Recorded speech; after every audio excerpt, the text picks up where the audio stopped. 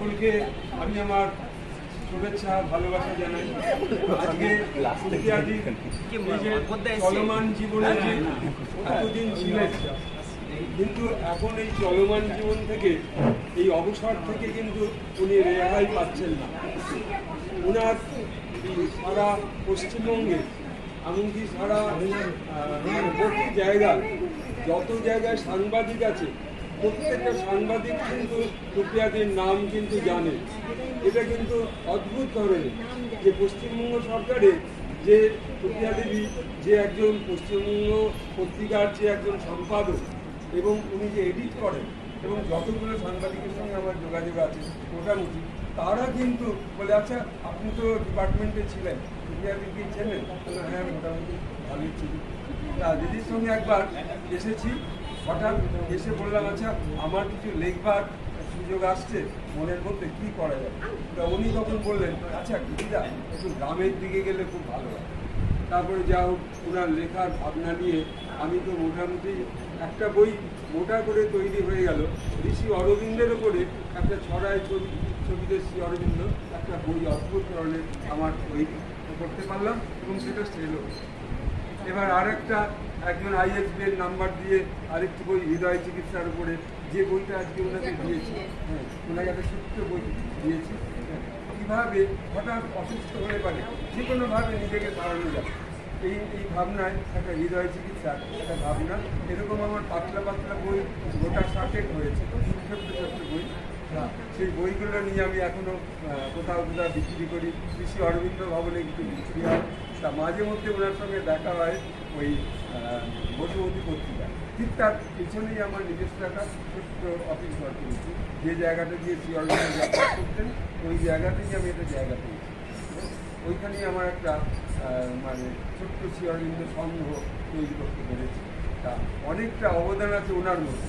আমি যখন বাঁকুড়ায় গেছি, বাঁকুড়ায় গিয়ে একবার ওনাকে গল্প বলছিলাম, জানেন তো বাঁকুড়ায় গেছি একটি গ্রামে, সেখানে কতগুলো সাঁওতালি মেয়েরা মাথায় করে কাঠ তুলে নিয়ে আসে।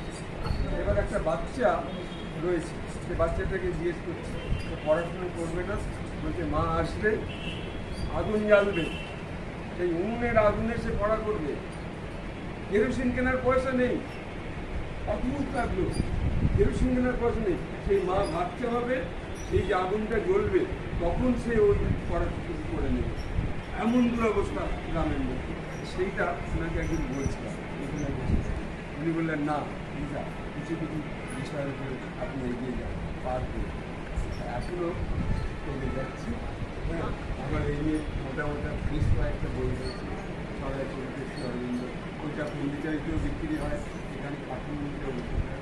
আজকে ইতিহাসের সঙ্গে যতটুকু পেয়েছি, আমাদের অলোক মণ্ডল বলে একজন আছে, সেও অলোকদার বলছিল তুমি যেতে পারলে আমি যেতে পারলাম না, আমি একটা কাজে আসতে গেছি, কারণ তাকে তুমি আসলে আরও ভালো হতো।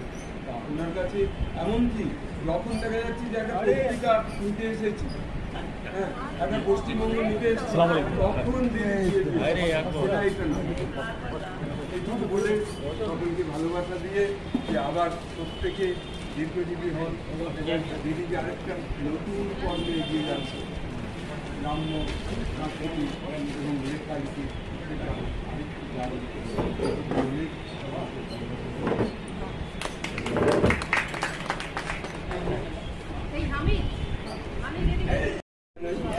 আজকে সুপ্রিয়াদির এই যে চলমান জীবনে যে এতদিন ছিলেন, কিন্তু এখন এই চলমান জীবন থেকে এই অবসর থেকে কিন্তু উনি রেহাই পাচ্ছেন না। ওনার সারা পশ্চিমবঙ্গে এমনকি সারা বহু জায়গায় যত জায়গায় সাংবাদিক আছে প্রত্যেকটা সাংবাদিক কিন্তু সুপ্রিয়াদির নাম কিন্তু জানে। এটা কিন্তু অদ্ভুত ধরনের যে পশ্চিমবঙ্গ সরকারে যে সুপ্রিয়া দেবী যে একজন পশ্চিমবঙ্গ পত্রিকার যে একজন সম্পাদক এবং উনি যে এডিট করেন এবং যতগুলো সাংবাদিকের সঙ্গে আমার যোগাযোগ আছে মোটামুটি তারা কিন্তু বলে, আচ্ছা আপনি তো ডিপার্টমেন্টে ছিলেন, সুপ্রিয়া দেবীকে চেনেন? হ্যাঁ মোটামুটি ভালোই ছিল। তা দিদির সঙ্গে একবার এসেছি, হঠাৎ এসে বললাম আচ্ছা আমার কিছু লেখবার সুযোগ আসছে মনের মধ্যে কি করা যাবে। তো উনি তখন বললেন, আচ্ছা গিরিদা একটু গ্রামের দিকে গেলে খুব ভালো হয়। তারপরে যা হোক ওনার লেখার ভাবনা নিয়ে আমি তো মোটামুটি একটা বই মোটা করে তৈরি হয়ে গেল।